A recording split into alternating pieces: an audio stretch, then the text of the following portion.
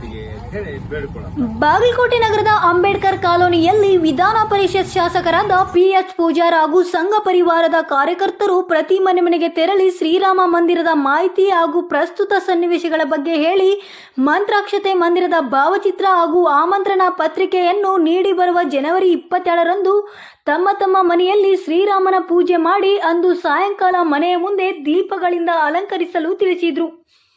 ಇದಕ್ಕೂ ಮೊದಲು ಶ್ರೀ ಮಟಗೆ ಬಸವೇಶ್ವರ ದೇವಸ್ಥಾನದಲ್ಲಿ ಅಕ್ಷತೆ ಹಾಗೂ ಆಮಂತ್ರಣ ಪತ್ರಿಕೆಯನ್ನು ಪೂಜೆ ಸಲ್ಲಿಸಲಾಯಿತು. ಪ್ರತಿ ಮನೆಗೆ ತೆರಳಿದ ವಿಧಾನ ಪರಿಷತ್ ಸದಸ್ಯರಿಗೆ ಅಂಬೇಡ್ಕರ್ ನಗರದ ಪ್ರತಿ ಮನೆಯ ಸದಸ್ಯರು ಹೃದಯಪೂರ್ವಕವಾಗಿ ಸ್ವಾಗತಿಸಿ ಮಂತ್ರಾಕ್ಷತೆಯನ್ನು ಹಾಗೂ ಭಾವಚಿತ್ರವನ್ನು ಪಡೆದರು.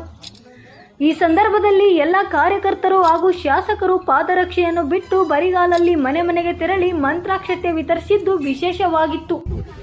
ಸಂಜು ಡಿಗ್ಗಿ, ನಿತಿನ್ ಮಿರಜ್ಕರ್, ರಾಜು ನಾಯಕ್, ರಾಮಗೌಳಿ, ಮಾಧವ್ ಮೇಲಾಡ್, ಸುನಿಲ್ ಗಿರಡೆ, ರಾಜು ಮಿರಜ್ಕರ್, ವಿನೋದ್ ಮಿರಜ್ಕರ್, ಅಪ್ಪು ಕೊಪ್ಪತ್, ಪವನ್ ಮಹೇಂದ್ರಕರ್, ಮಂಜುನಾಥ್ ಮಿರಜ್ಕರ್, ಬಾಬು ರಾಮದುರ್ಗ, ಈರಣ್ಣ ಲಿಂಗದಳ್ಳಿ, ಮುತ್ತು ಅಂಬಗೇರ್, ಶ್ರೀಧರ್ ಅಂಬಗೇರ್ ಸೇರಿದಂತೆ ಇತರ ಉಪಸ್ಥಿತರಿದ್ದರು.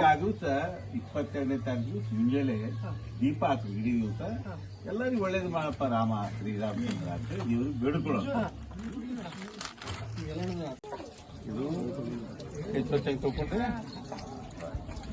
ಅಯೋಧ್ಯೆಯಿಂದ ಬಂದಂತ ಮಂತ್ರಾಕ್ಷತೆ ಇವನ್ನ ದೇವ್ರ ಜಗಲಿ ಮೇಲೆ ಇಡಬೇಕು.